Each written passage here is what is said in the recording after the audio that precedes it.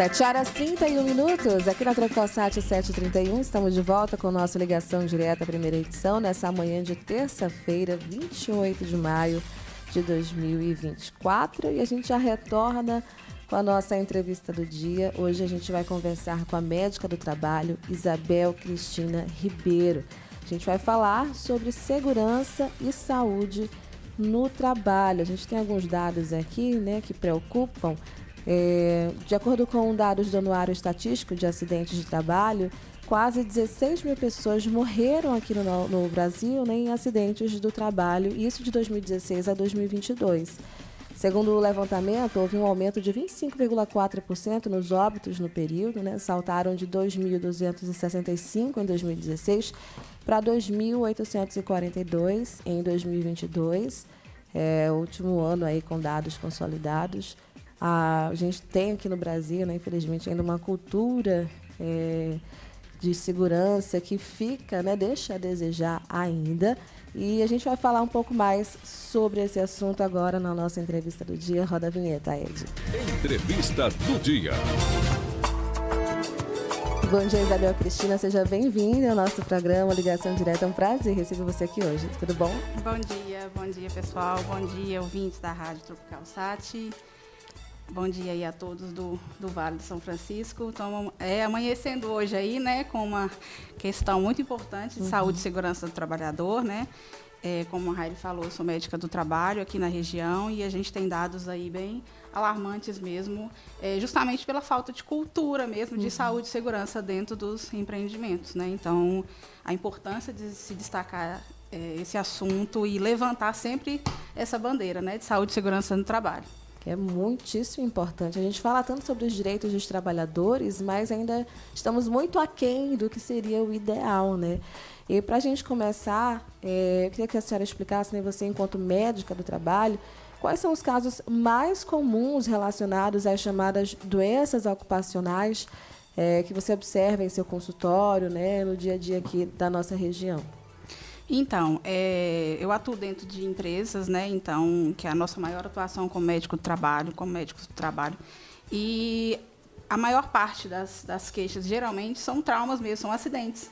Então, entorses, distensões, fraturas, ferimentos, né? Problema de coluna é muito comum, tanto que o maior índice de afastamentos pelo INSS são por doenças osteomusculares, né? Então, essas queixas são extremamente comuns em consultório, né? Das DORTs, que a gente antigamente chamava LER.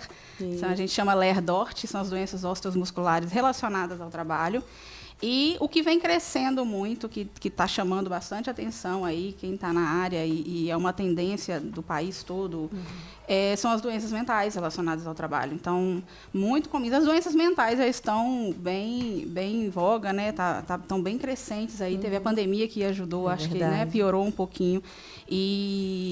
Então, tem aumentado muito queixas relacionadas à saúde mental e muitas relacionadas à saúde mental dentro do ambiente de trabalho. Um exemplo, né, é o burnout, né, que a gente Sim. Entrou recentemente, né, no nosso vocabulário. Até então a gente não sabia direito do que é que se tratava, mas é justamente sobre esse desgaste mental, né? As pessoas às vezes não têm um desgaste físico, não têm a lesão física, mas a mente ela fica adoecida pela quantidade de trabalho, né, de estresse no ambiente de trabalho. Isso tudo proporciona também um adoecimento, né, nesse trabalhador. Sim, com certeza, né? A gente vive hoje num mundo super conectado, né? Então, todo mundo o tempo inteiro ligado e no trabalho acaba que isso a gente não desliga, né? O trabalhador muitas vezes tem WhatsApp, tem mensagem, né? Todos os tipos de meios de comunicação aí. Então, às vezes a pessoa sai do trabalho, mas o trabalho não sai da pessoa. O e-mail chegando, o WhatsApp, e aí a gente foi tomando uma proporção disso que não acaba 6, 7 horas da noite, né? Então, às vezes, à noite, você já está ali ligado, já está pensando, então a gente está sempre conectado. E são demandas cada vez mais crescentes e cada vez mais imediatas, né? A resolução disso, e a gente está num mundo muito acelerado e no ambiente de trabalho acaba acontecendo também, né, essa sobrecarga e com isso pode gerar assim, a síndrome de burnout.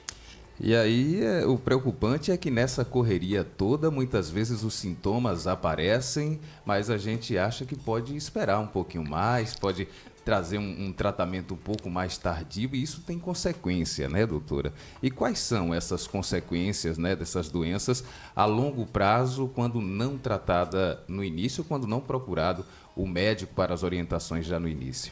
Então, geralmente, a primeira coisa que acontece dentro do ambiente de trabalho, que a pessoa começa a sentir, a gente muitas vezes subestima, né, não dá tanta importância, relacionada à saúde mental. Na minha prática, eu vejo muito isso, porque você machucar, torcer um braço, enfim, cortar, é uma coisa mais visível, né? Então, a saúde, quando se trata de saúde mental, a gente acaba deixando para depois, vai passar e as coisas vão só piorando. Mas, em geral, geralmente, o que acontece primeiro, queda de produtividade, então a pessoa já está ali, já não começa mais a conseguir render no trabalho, produzir tanto quanto ela conseguia, né? E depois começam os afastamentos do trabalho, atestados, que inclusive nós médicos do trabalho a gente faz essa gestão dentro de empresa justamente para entender. Então, os atestados médicos dentro de uma empresa a gente consegue ter um diagnóstico ali da situação do trabalhador, porque o atestado é um reflexo de muita coisa que está acontecendo na vida dele, não necessariamente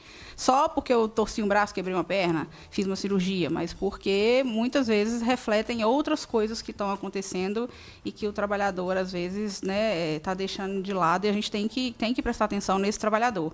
Então, começam a cair produtividade, depois afastamentos mais longos, né, afastamentos pelo INSS, que gera uma incapacidade aí temporária e muitas vezes permanente. Então, lesões, né, dependendo da situação, lesões que podem causar danos aí, muitas vezes temporários, mas infelizmente muita gente acaba tendo danos aí, né, irreversíveis, e aí gera aposentadoria por invalidez e até o pior dos casos, que é óbito, né? Então, a longo prazo isso vai piorando e a gente tem que prestar atenção nesse trabalhador, tem que dar atenção justamente para a gente conseguir prevenir logo, né, antes de acontecer no ambiente de trabalho. A gente tem que ter um ambiente de trabalho saudável e acompanhar esse trabalhador para não deixar ele evoluir para uma situação mais grave. Doutora, e quando a doutora fala sobre essas doenças silenciosas, né, e aí a gente entende as doenças mentais, como que a empresa, como que o empregador, né, pode ajudar também esse trabalhador na identificação dessa baixa produtividade, dessa baixa autoestima que o empregador começa a apresentar? Qual o papel da empresa nesse momento? Então, o que a gente fala, que Harry falou desde o começo, né, a cultura de saúde e segurança, né, dentro da empresa. A gente, muitas vezes, dentro de algumas empresas, não tem essa cultura muito né, firmada dentro da empresa, e o empregador, né, a empresa em geral, ela tem que estar atenta aos trabalhadores. Prestar atenção, a gente, dentro de empresas, a gente conta muito com as lideranças. Então, a liderança dentro de uma empresa, eu sempre costumo dizer que saúde e segurança não é só médico do trabalho, engenheiro de segurança. Então, eu sempre falo isso, porque fica parecendo que a responsabilidade nossa só do técnico de segurança, se o trabalhador está usando um EPI, por exemplo, e não é. A maior responsabilidade é do chefe que está ali, da liderança que está ali todos os dias com o trabalhador. Então, ele precisa estar atento, e a gente conta muito em parceria mesmo com a liderança, porque eles conhecem o trabalhador, estão lá todo dia trabalhando, conhece muito mais o trabalhador que está ali todo dia com ele do que a gente que está, né, lá no ambulatório, no posto médico. E cultuar mesmo dentro da empresa essa cultura, né, de saúde e segurança, de um ambiente saudável dentro da empresa, que é importante, né? Não adianta a gente treinar, dar palestras, mas o chefe está lá.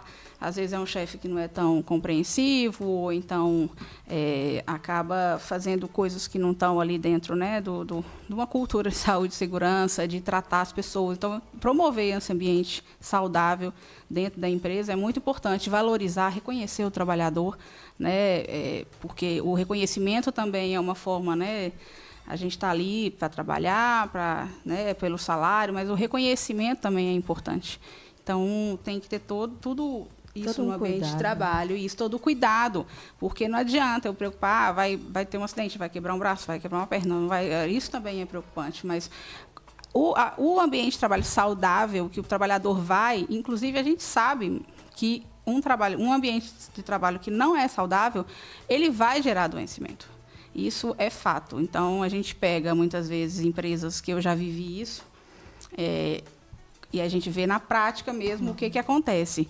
A gente chega em determinadas empresas que, dependendo do clima, na hora a gente já sente. Então, isso reflete no número, inclusive, de afastamentos. Por isso que a gestão de atestados que a gente faz reflete também, inclusive, no tipo de cultura que a empresa tem. Então, às vezes, você tem um gerente que já não é bem, né, querido lá, ou está tendo algum problema de relacionamento, e isso reflete no trabalhador. E trazendo aumento de atestados, isso tudo que eu falei, queda de produtividade. Então, tem que promover um ambiente saudável dentro da empresa. Falando sobre os dados, né? Eu trouxe alguns aqui na apresentação, mas eu queria que a doutora Isabel, né, trouxesse mais detalhado aqui para a gente como é que está a realidade, né, sobre os acidentes de trabalho aqui no Brasil, no Nordeste, e sobretudo aqui também na nossa região, né, Juazeiro e Petrolina, e se existe muita subnotificação.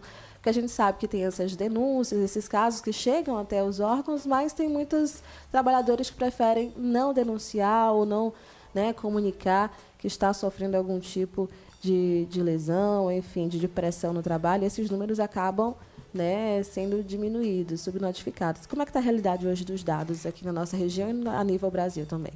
Então, segundo o Anuário Estatístico de Acidente de Trabalho, ele é fornecido pelo Ministério da Previdência Social, né? Ele é publicado anualmente. O último que está publicado, que é o de 2022, foram 648.366 acidentes de trabalho no Brasil. Então, mais de 600 mil pessoas no Brasil saíram para trabalhar e não voltaram íntegras, né, do mesmo jeito para casa. Então, você sair, né, cedo, vem trabalhar e não saber como que vai voltar, não, mais de 600 mil pessoas. Realmente e aqui em Petrolina, bem significativa, né?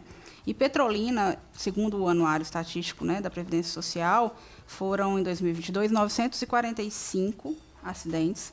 Em Juazeiro, 767. Isso tudo são acidentes que estão registrados no banco de dados da Previdência Social. Qual período, desculpa? 2022. Somente em 2022? Somente em 2022, no ano de 2022. A gente sabe que existe subnotificação, a gente sabe que muitos empregadores não emitem a CAT, e isso são dados do Ministério da Previdência Social.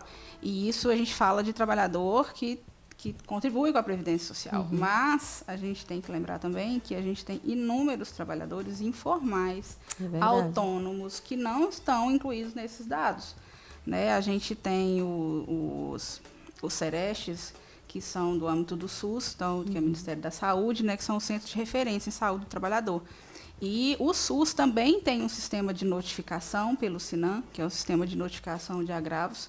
E quando a gente vai pegar os dados do SINAM, aí a gente percebe que é muito subnotificado, porque o pessoal acaba não notificando no SINAM, e o SINAM ele pega todos os tipos de trabalhador, inclusive os que não têm vínculo de CLT, né, carteira assinada.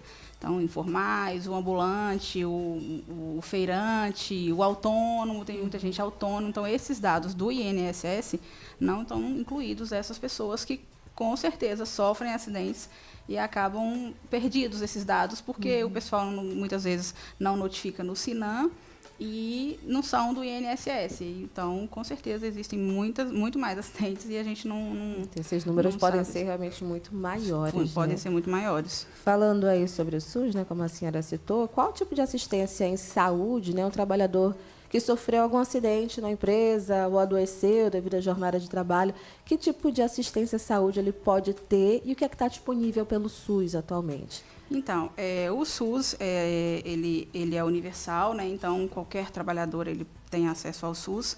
Então, em casos de acidentes e urgência e emergência, né, os hospitais públicos, postos de saúde, UPA, eles atendem os acidentes de trabalho. Inclusive, nos Serestes, eles fazem uma capacitação para quando esse trabalhador chegar e for um acidente de trabalho, notificar, justamente para a gente conseguir ter esses números mais fidedignos, né? E, além disso, tem, como eu falei, o Centro de Referência em Saúde do Trabalhador, que são os Serestes.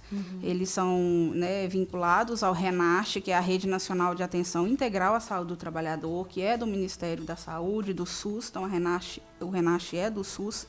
E aqui em Petrolina e aqui em Juazeiro nós temos o Sereste. E o Sereste é um local de atendimento só para a saúde do trabalhador. Então, ele atende vários casos, presta assistência aos trabalhadores acometidos por doença. Então, qualquer agravo relacionado ao trabalho, a pessoa pode procurar o Sereste. Tanto em Era Juazeiro. importante. Às vezes a pessoa não tem esse conhecimento, né? Não sabe o que procurar. Exatamente. Então, o Sereste ele faz essa promoção, proteção e recuperação da saúde dos trabalhadores e o Sereste notifica. Então, esses dados do SINAM para não ficarem perdidos aí, ninguém ter esses dados. E o Sereste atende, como eu falei, é do SUS, então é universal. Não é só trabalhador o pessoal tem muita dúvida, acha que o Sereste é só para trabalhador de carteira assinada. E não é. Qualquer pessoa que trabalha é um trabalhador e tem direito ao atendimento no Sereste. Então, e esses atendimentos, se tem por doenças ocupacionais ou por acidente, eles são notificados. Então, o pessoal do Sereste, a gente consegue capacitar as unidades de saúde, todas as redes, né, a rede de atendimento ao trabalhador aí, e para notificar, e lá no Sereste também o pessoal, né, a gente consegue notificar esses casos justamente para a gente ter dados mais robustos e conseguir, né, políticas públicas, a gente entender a realidade do local para poder agir no que está acontecendo naquele local. Trazer uma melhora, né, uma transformação para esse cenário. A gente está finalizando aqui o nosso tempo de entrevista e, para concluir, eu queria que a senhora trouxesse para a gente, né, quais as principais medidas de prevenção que as empresas, né, e também os trabalhadores deveriam considerar para que o ambiente de trabalho fosse mais saudável, né? A gente está falando muito em ambiente saudável, harmonioso, mas o que é que as empresas poderiam fazer para oferecer esses ambientes mais saudáveis, né, para os seus funcionários? Então, como eu falei, né, o ambiente de trabalho saudável, ele impacta diretamente na produtividade, na satisfação e no engajamento dos profissionais. Então, a primeira coisa, né, que a empresa tem, a gente tem várias normas, leis, legislações do Ministério do Trabalho, normas regulamentadoras. Então, tem que mitigar os riscos no ambiente de trabalho. Então, eu tenho que conhecer os riscos que aquela empresa fornece, né? Tem lá para os meus trabalhadores um risco de acordo com o ambiente e fazer o máximo para mitigar esses riscos, diminuir a exposição dos trabalhadores desses riscos, né? Então, ele precisa identificar, avaliar e controlar esses riscos para não causar danos à saúde do trabalhador. Então, cumprindo as normas, como eu falei, as leis trabalhistas, promover treinamentos, capacitações, uso de EPIs, né? Então, que também protegem a saúde do trabalhador, proporcionar equipamentos, manutenção de equipamento, promover ergonomia no ambiente de trabalho, conforto térmico, acústico, isso tudo faz parte da ergonomia, né? E proporcionar, como eu disse, né, a conexão, o respeito, a valorização e o reconhecimento dos profissionais dentro da empresa. Tem um trabalhador feliz, com certeza, né? O resultado desse trabalho vai ser muito melhor. Com certeza. Doutora, obrigada pela participação, viu? Nosso tempo é curtinho, mas deu para falar de bastante coisa. Imagina, obrigada a vocês pelo convite. Vamos cultuar aí saúde e segurança aí no ambiente, né, de trabalho e o trabalhador satisfeito, trabalha melhor, o empregador vai, né, produzir mais e fica todo mundo feliz. Com toda certeza. A gente conversou com a médica do trabalho, Isabel Cristina Ribeiro. Agora são 7h49, a gente vai para o intervalo, Ed? Vamos para um rápido intervalo.